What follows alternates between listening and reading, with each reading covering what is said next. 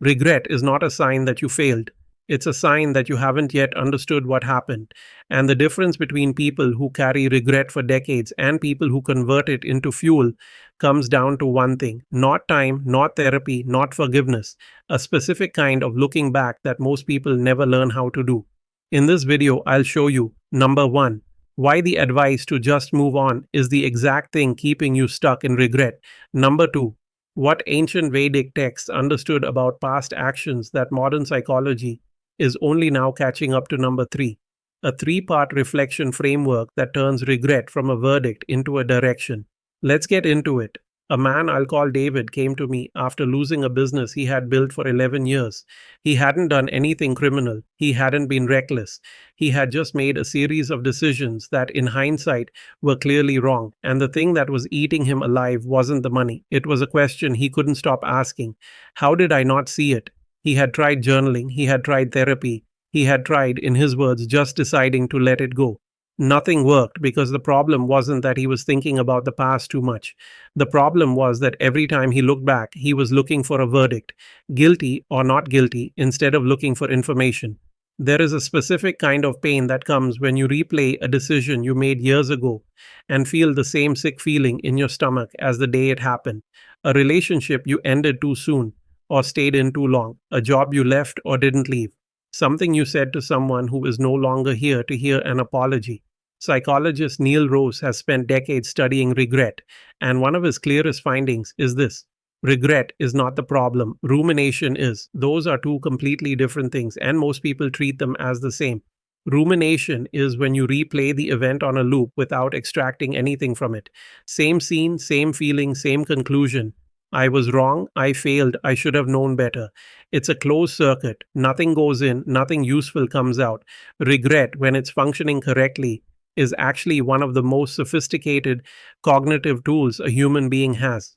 Rose's research shows that people who process regret well use it to identify exactly what they value, what kind of person they want to be, and what they would do differently. It becomes a compass. The reason just move on doesn't work is that it asks you to leave before you've picked up what you came to find. You're standing in the middle of a message and someone is telling you to walk away from it. Think about it this way. If you burn your hand on a stove, the pain is not the enemy. The pain is the signal. You don't solve the problem by numbing the pain. You solve it by learning to stop touching the stove. Regret works the same way. The discomfort is real, but it's pointing at something specific, and until you look at what it's pointing at, the feeling doesn't go away. It just goes underground. The people who carry regret for 20 years are not weak people. They're often deeply conscientious people who care intensely about doing the right thing, but they've been handed the wrong tool. They've been given forgiveness practices, gratitude journals, and meditation apps, and none of it touches the core because the core is not about feeling better. It's about understanding what happened. So the first shift is this: stop asking, how do I stop feeling this? Start asking, what is this feeling actually telling me? That single reframe is the doorway out of the rumination loop. But to walk through it, you need a framework. And that's where something much older than modern psychology comes in. The word karma gets thrown around constantly, usually as a synonym for cosmic punishment. What goes around comes around. Someone does something bad and we say karma will get them. But that's not what the Vedic texts actually teach. In the Bhagavad Gita and the broader Vedic framework, karma is not a punishment system. It is an information system. Every action you take produces a result. That result gives you data about the alignment between your action and your deeper nature. Not your surface preferences, not what you thought you wanted, but what you actually are at the core. This is a radical reframe because it means that the painful outcome you're regretting is not evidence that you are bad or stupid or broken. It is evidence that the action you took was out of alignment with something. And the question becomes, out of alignment with what exactly? Here's a concrete example. Suppose you left a stable career to start a business. The business failed and now you're drowning in regret. The conventional reading is, I made a mistake, I should have stayed. The karmic reading is, this outcome is information. What does it tell me about what I actually value, what I actually underestimated, what part of myself I was not being honest about? Maybe the business failed because you were chasing status, not meaning. Maybe it failed because you were running away from something rather than towards something. Maybe it failed because you genuinely lacked a skill you didn't know you lacked, and now you know. Each of those is a completely different piece of information, and each points to a completely different next step. The Vedic concept of self examination, what the texts call svadhyaya, is not self criticism. It is honest, clear eyed inquiry. The difference is enormous. Self criticism says, I am the problem. Self examination says, I want to understand what happened so I can act differently. This is also where modern psychology and this ancient framework actually agree. Rose's research identifies what he calls the action effect in regret. Over time, people regret inactions more than actions.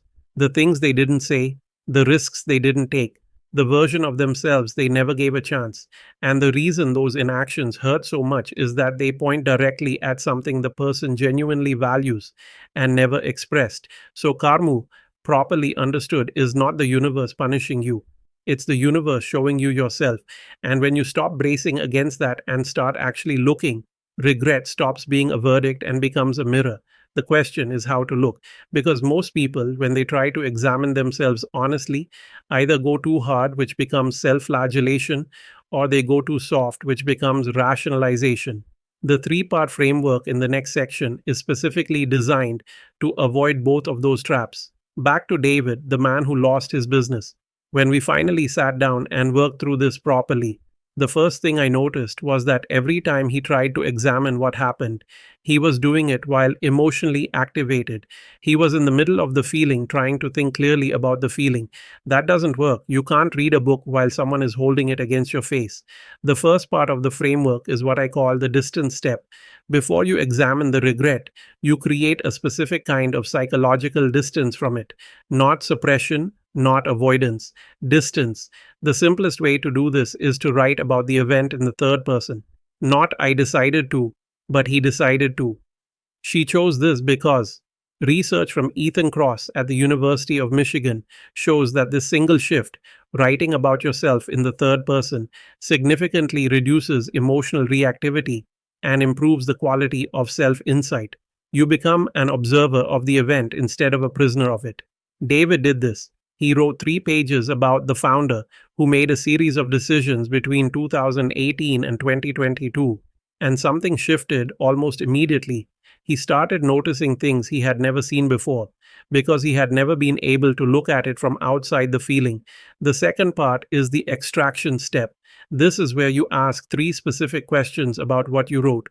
First, what did this person actually value at the time, based on their actions, not their stated intentions? Second, what did this person not know or refuse to see that they know now? Third, what does this person care about that this experience made undeniable? These questions are not about blame, they are about information retrieval. When David worked through them, he discovered something that genuinely surprised him. He had told himself he left corporate life because he wanted freedom.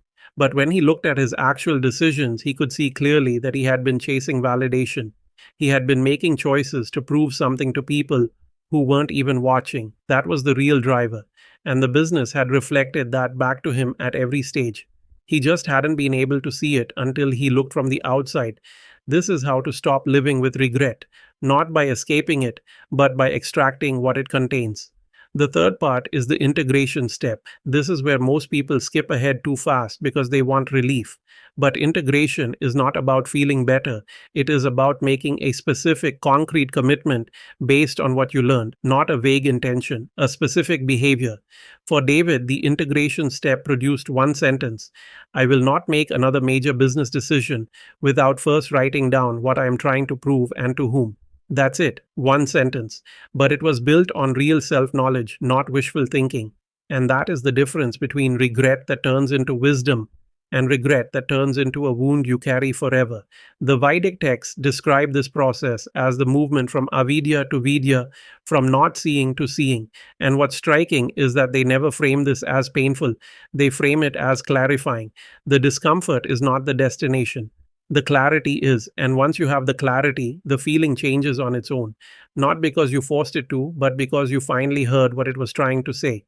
This is how to stop living with regret. Distance, extraction, integration.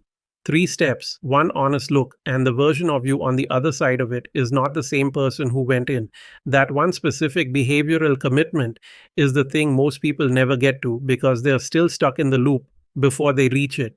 If you've tried looking back on your own and you keep ending up in the same emotional spiral, or you've extracted something but you don't know what to do with it, the fastest way through that is a real conversation, not a course, not a worksheet, a conversation.